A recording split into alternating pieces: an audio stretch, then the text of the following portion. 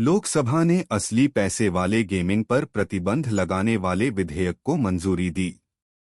यह विधेयक असली पैसे वाले गेमिंग पर प्रतिबंध लगाने का प्रयास करता है और फैंटेसी स्पोर्ट्स और कार्ड गेम प्रदान करने वाली कंपनियों से संबंधित है। आत्महत्याओं का हवाला देते हुए अध्यक्ष ओम बिरला ने कहा कि यह अच्छा विधेयक राष्ट्रीय हित में है।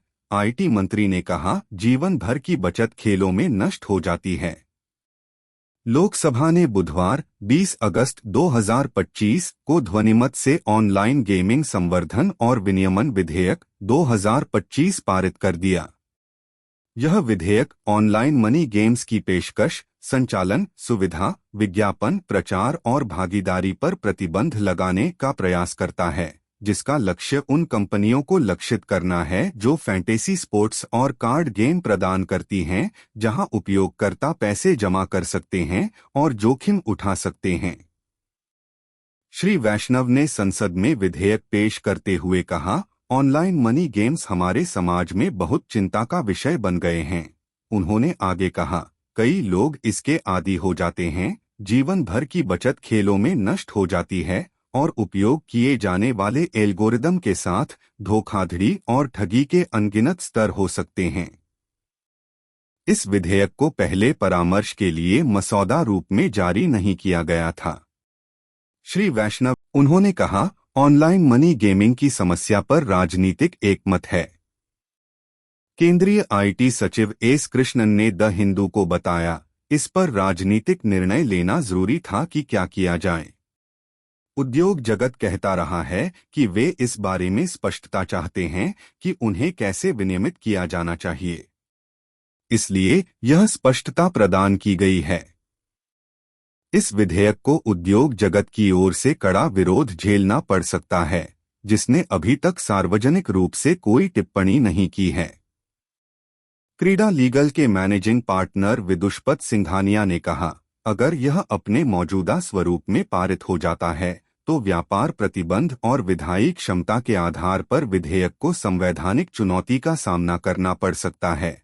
गेमिंग कानून के विशेषज्ञ श्री सिंघानिया ने कहा कि यह विधेयक एक समर्पित प्राधिकरण के माध्यम से केंद्रीय विनियमन की मांग करने वाले उद्योग के लिए एक झटका है।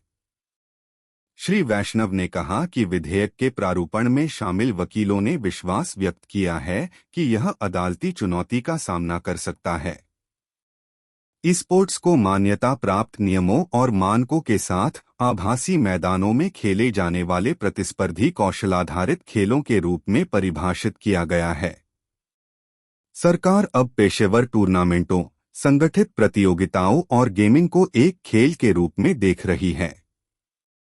यह परिभाषा स्पोर्ट्स को ऑनलाइन जुआ शैली के खेलों से अलग करती है, जिन्हें विधेयक मनी गेम्स कहता है, जो सरकार ने 2022 में ही युवा मामले एवं खेल मंत्रालय के तहत स्पोर्ट्स को एक बहुखेल आयोजन के रूप में मान्यता दे दी थी।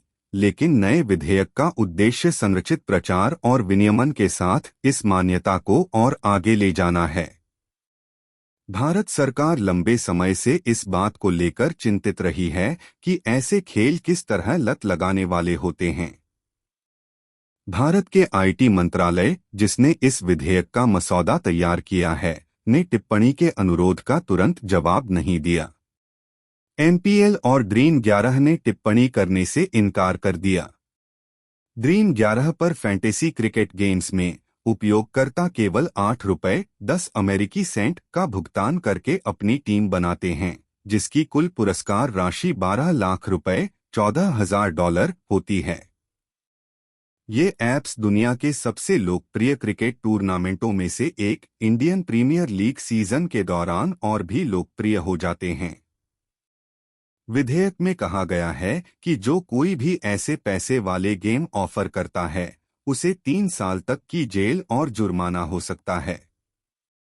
विधेयक में कहा गया है, ऐसे गेम अक्सर जोड़तोड़ वाले डिजाइन फीचर्स, लत लगाने वाले एल्गोरिदम का इस्तेमाल करते हैं और बाध्यकारी व्यवहार को बढ़ावा देते हैं, जिससे वित्तीय बर्बादी होती है। केंद्रीय मंत्रिमंडल अगर यह विधेयक संसद में पारित हो जाता है तो यह सभी पैसे आधारित ऑनलाइन खेलों, चाहे उनमें कौशल हो या संयोग, पर प्रतिबंध लगा देगा। ऐसे प्लेटफॉर्म का प्रचार करने वाले विज्ञापनों पर प्रतिबंध लगा देगा और बैंकों व वित्तीय संस्थानों को संबंधित लेन देन करने से रोक देगा। मसौदे के